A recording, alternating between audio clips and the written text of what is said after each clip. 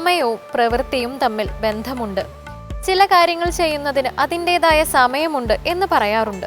രാത്രിയിലെ ഉറക്കത്തിനും പകൽ ഉണർച്ചയ്ക്കും വേണ്ടിയുള്ള സംവിധാനങ്ങൾ നമ്മുടെ ശരീരം പോലും ഒരുക്കി വെച്ചിട്ടുണ്ട്. അതുപോലെ കേരളീയ ഹൈന്ദവ ചിട്ടകളിൽ സന്ധ്യ പ്രാർത്ഥനയ്ക്കുള്ള സമയമാണ്. ദീർഘമായ വഴികൾ താണ്ടുമ്പോൾ പഴയ കാലത്ത് പാട്ടുപാടി നടക്കും. യാത്രയുടെ ക്ഷീണമറിയാതിരിക്കാൻ ഇത് സഹായിക്കും. അതുപോലെ ജീവിതത്തിന്റെ കഠിനമായ വഴികളിൽ സഞ്ചരിക്കുന്ന നമുക്ക് ഈശ്വരനാമങ്ങൾ കരുത്തേകട്ടെ. ഇനി ഇന്നത്തെ ദീപാരാധന കാഴ്ചയ്ക്കായി ക്ഷേത്രാങ്കണത്തിലേക്ക് പോകാം.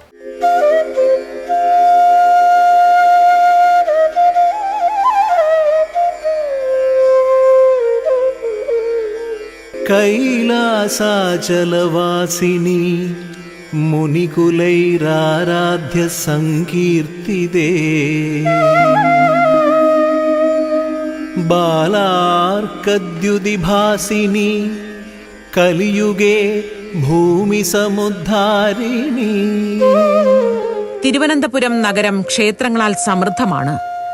ഇവിടത്തെ ദേവീക്ഷേത്രങ്ങളിൽ അധികവും ഭദ്രകാളി ക്ഷേത്രങ്ങളാണ്. ശൈവ ശാക്തേയ സമ്പ്രദായങ്ങൾ പിന്തുടരുന്ന ഭദ്രകാളി ക്ഷേത്രങ്ങളിൽ നിന്നും ഭിന്നമായി വൈഷ്ണവ ചിഹ്നങ്ങളോടെ ആരാധിക്കപ്പെടുന്ന ദുർഗാക്ഷേത്രങ്ങൾ വിരളമാണ്.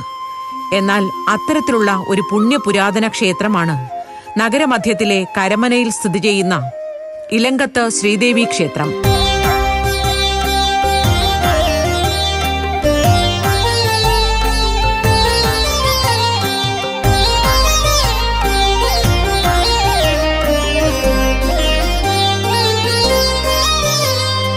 ഇലങ്കം എന്ന പദത്തിന് ആയോധന കളരികൾ എന്നാണ് അർത്ഥം. പഴയകാലത്ത് പ്രമുഖ കുടുംബങ്ങളോട് ചേർന്ന് കളരികളും കളരികളിൽ കളരി ദേവതാ പ്രതിഷ്ഠകളും ഉണ്ടായിരുന്നു. രാജാക്കന്മാരെ യുദ്ധത്തിൽ സഹായിച്ചിരുന്ന ഇത്തരം കളരികൾ കാലക്രമത്തിൽ അപ്രത്യക്ഷമായതോടെ കളരി ദേവതമാരുടെ ആരാധനാലയങ്ങൾ മാത്രമായി മാറി. അത്തരം സ്ഥാനങ്ങൾ കുടുംബത്തിലെ ദേവസ്ഥാനങ്ങൾ എന്ന നിലയിലേക്ക് മാറി.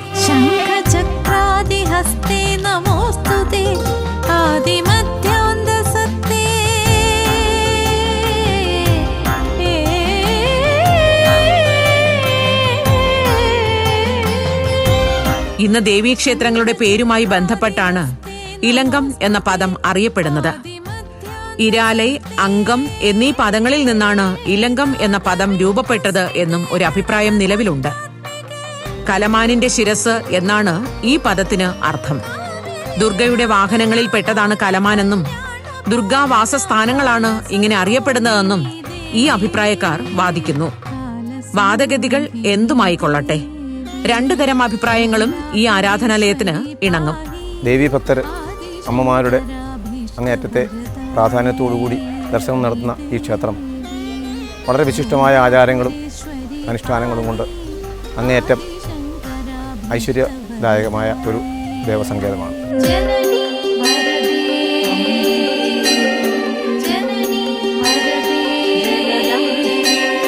കൊല്ലം ജില്ലയിൽ ഭരണിക്കാവിനടുത്തുള്ള കല്ലട പ്രദേശത്ത് സ്ഥിതി ചെയ്യുന്ന ചുറ്റുമല ഇലങ്കം ദേവീക്ഷേത്രമാണ് കരമന ഇലങ്കം ക്ഷേത്രത്തിന്റെ മൂലസ്ഥാനമായി കണക്കാക്കപ്പെടുന്നത്.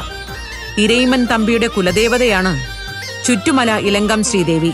ഓമനത്തിങ്കൾ കിടാവോ എന്ന് പറയുന്ന ആ താരാട്ടുപാട്ടിൻ്റെ സൃഷ്ടാവ് ഇരയിമൻ തമ്പിയുടെ കുലദേവതയാണ് ചുറ്റുമല ഇലങ്കം ശ്രീദേവി.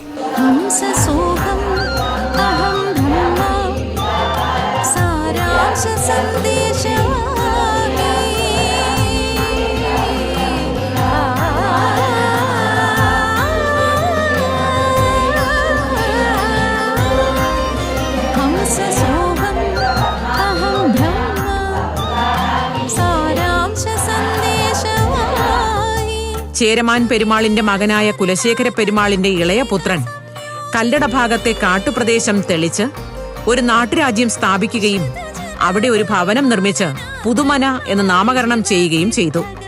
അക്കാലത്ത് താഴ്ന്ന ജാതിക്കാരിയായി കണക്കാക്കപ്പെട്ടിരുന്ന ഒരു സ്ത്രീക്ക് കാട്ടിൽ നിന്ന് കണ്ടുകിട്ടിയ വിഗ്രഹം രാജാവ് സ്വീകരിച്ച് പ്രതിഷ്ഠിക്കുകയും കുലദേവതയായി ആരാധിക്കുകയും ചെയ്തു.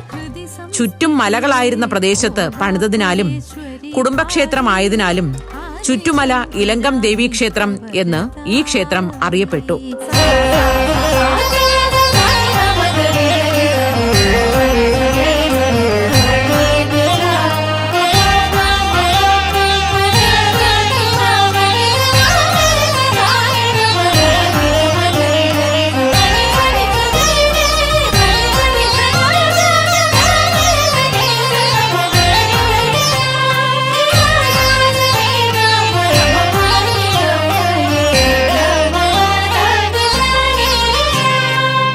കുടുംബത്തിലെ 2 സുന്ദരിമാരായ സ്ത്രീ സന്താനങ്ങളെ കണ്ടു മോഹിച്ച കൊല്ലം രാജാവ് വിവാഹാഭ്യർത്ഥന നടത്തി. എന്നാൽ അതിൽ താല്പര്യമില്ലാതിരുന്ന കല്ലട രാജാവ് കുട്ടികളെ ഒരു സാത്വിക ബ്രാഹ്മണനോടൊപ്പം ഒളിവിൽ പാർപ്പിച്ചു. അക്കാലത്ത് തികച്ചും ഒരു കാട്ടുപ്രദേശമായിരുന്ന കരമനയിലെത്തിയ ബ്രാഹ്മണനും കുട്ടികളും ഇവിടെയാണ് ഒളിവിൽ പാർത്തത്. അന്ന് ബ്രാഹ്മണൻ ഇലങ്കത്ത് നിന്നും ആവാഹിച്ചു കൊണ്ടുവന്ന ദേവീ ചൈതന്യത്തെ ഇവിടെ പ്രതിഷ്ഠിച്ച് ആരാധന തുടങ്ങി. അങ്ങനെയാണ് കരമന ഇലങ്കം ക്ഷേത്രത്തിന്റെ ഉൽപ്പത്തി കഥ.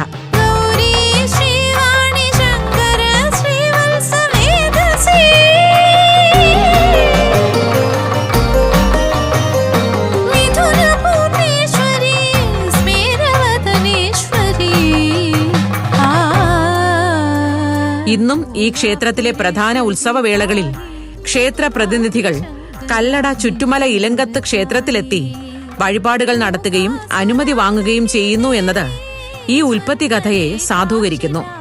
ഈ കഥയും ആചാരങ്ങളുമെല്ലാം ആരംഭിക്കുന്നത് ചേര രാജാക്കന്മാരുടെ ഭരണകാലത്ത് നിന്നായതിനാൽ അതിപുരാതനമാണ് ഈ ക്ഷേത്രമെന്ന് അനുമാനിക്കാം.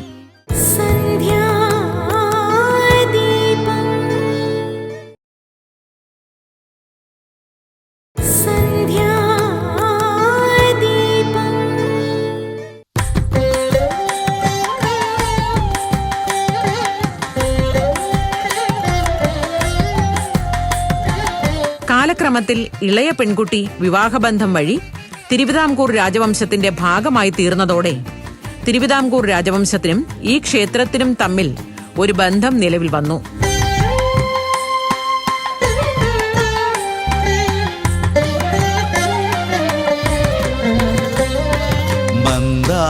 മലർമാല്യം അണിയുന്നോരമ്മ മാനസ ശ്രീലകത്തമരുന്ന ദേവി അലയാഴി താണ്ടിങ്ങെത്തുന്ന ഭക്തർക്ക് മരുഭൂവിൻ മഞ്ഞിൻ കുളിർത്തൂകുമമ്മ.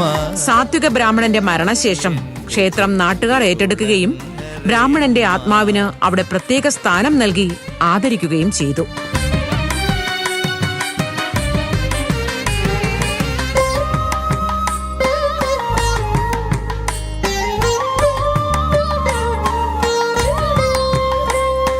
ഈ ക്ഷേത്രത്തിൽ ചില പ്രത്യേകതകളുണ്ട്.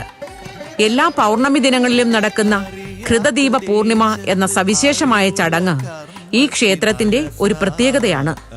അന്നേ ദിവസം നിരവധി ഭക്തജനങ്ങൾ എത്തി നെയ്വിളക്ക് സമർപ്പിച്ച് പ്രാർത്ഥിക്കുന്നു. അഴകുള്ളൊരു മരുഭൂവിതിൽ ജഗദീശ്വരി നിന്റെ തിരുമുമ്പിലായി പാദങ്ങൾ നാലുമായി തൃക്കളം തന്നില പൂജോടും താനങ്ങളാ ആടാൻ കഴിഞ്ഞതൻ ധന്യം. വൃശ്ചിക മാസത്തിലെ തൃക്കാർത്തിക ദിനത്തോടനുബന്ധിച്ചാണ് ക്ഷേത്രോത്സവം. 5 ദിവസം നിൽക്കുന്ന ഉത്സവത്തിൽ കാർത്തിക ദിനത്തിനാണ് പ്രാധാന്യം. പിറ്റേന്ന് രോഹിണിക്ക് അമ്മ പുറത്തെഴുന്നള്ളി തിരിച്ചു വരുന്നതിന് ശേഷമാണ് ഉത്സവം സമാപിക്കുക. കാർത്തിക ദിനത്തിൽ ഈ ക്ഷേത്രത്തിൽ നിന്ന് പകരുന്ന നാളത്തിലാണ് നെടുങ്കാട് കരമന ഭാഗങ്ങൾ വരെയുള്ള ഗൃഹങ്ങളിൽ കാർത്തിക ദീപം തെളിയിക്കുക. ക്ഷേത്രത്തിൽ നിന്നും ദേവീ ചൈതന്യം പരിസരങ്ങളിലേക്ക് പ്രവഹിക്കുന്നതിന്റെ പ്രതീകമാണിത്. ഇലങ്കത്തമ്മ പരിസരങ്ങളെ പ്രഭാപൂരിതമാക്കുന്ന രോമാഞ്ചദായകമായ കാഴ്ച കൂടിയാണിത്. വാരിധിക്കിക്കരെ വാരിജലോചനക്കിഷ്ടമാ പൊൻകണി രാവിൻ മടിയിൽ മയങ്ങാതെ മക്കൾ നിന്നശ്വരഥങ്ങളൊരുക്കി. ഇടവമാസത്തിൽ അശ്വതി നക്ഷത്രത്തിലെ പ്രതിഷ്ഠാ ദിനമാണ് ക്ഷേത്രവുമായി ബന്ധപ്പെട്ട മറ്റൊരു വിശേഷ ദിനം. നവരാത്രി അടക്കമുള്ള മറ്റ് ഹൈന്ദവ വിശേഷ ദിനങ്ങളും പ്രൗഢമായി ഇവിടെ ആഘോഷിക്കപ്പെടുന്നു. അമ്പലത്തിൽ പ്രാധാന്യം ആയില്യമുണ്ട്. ആയില്യത്തിന് പിന്നെ പൗർണമിക്ക് നെയ്വിളക്ക് കത്തിക്കും. പിന്നീട് എല്ലാ ആയില്യത്തിനും പിന്നെ വിനായക ചതുർത്ഥി മീനഭരണിയാണ് ഉത്സവം. വൃശ്ചിക തൃക്കാർത്തികയാണ് പ്രധാനം. തൃക്കാർത്തിക മഹോത്സവം. ദീപക്കാഴ്ചയുണ്ട്. പിന്നെ ഭരണിക്ക് പൊങ്കാല, രുഗണിക്ക് പുറത്തെഴുന്നള്ളിച്ചു, മൊയ്യത്തിന് ആറാട്ട് കലശം ഉത്സവം സമാപനാണ്.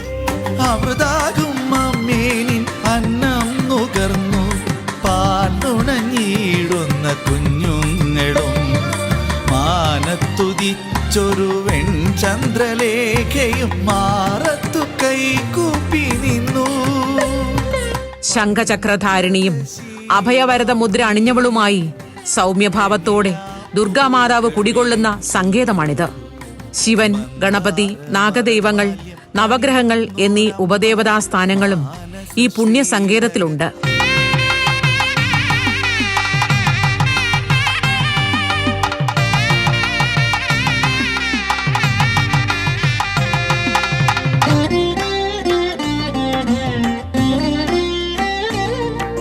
ഉപദേവതമാരുമായി ബന്ധപ്പെട്ട വിശേഷ ദിനങ്ങളിലെല്ലാം പ്രത്യേക പൂജകൾ നടക്കുന്നു. നവഗ്രഹദോഷ പരിഹാര പൂജയുമുണ്ട് ഇവിടെ. ശബരിമല മേൽശാന്തിയായിരുന്ന തെക്കേടത്ത് നാരായണൻ വിഷ്ണു നമ്പൂതിരിയുടെ താന്ത്രികത്വത്തിൽ അനുഷ്ഠാനങ്ങളും പൂജകളും കൃത്യമായി നടത്തപ്പെടുന്ന ഈ ക്ഷേത്രം ദേവപ്രശ്നത്തിലൂടെ നിർദ്ദേശിക്കപ്പെട്ട പുനരുദ്ധാരണ പ്രവർത്തനങ്ങൾക്ക് ആരംഭം കുറിക്കുകയാണ്. പുനരുദ്ധാരണം പൂർത്തിയാകുന്നതോടെ ദേവീ ചൈതന്യം 10 മടങ്ങ് വർദ്ധിച്ച് കൂടുതൽ ഭക്തജനങ്ങളിലേക്ക് എത്തപ്പെടും എന്നതിൽ തർക്കമില്ല. ആശ്രയമേകണം നീ, അടിയങ്ങൾക്കാശ്രയമേകണം നീ. ഭുവനേശ്വരി ഭവാനി, പരമേശ്വരി ശിവാനി, അവിടുത്തെ തൃപ്പാദം തേടി വന്നെത്തിടും അടിയങ്ങൾക്കേകണമാശ്രയം നീ, അടിയങ്ങൾക്കേകണമാശ്രയം നീ. ഭുവനേശ്വരി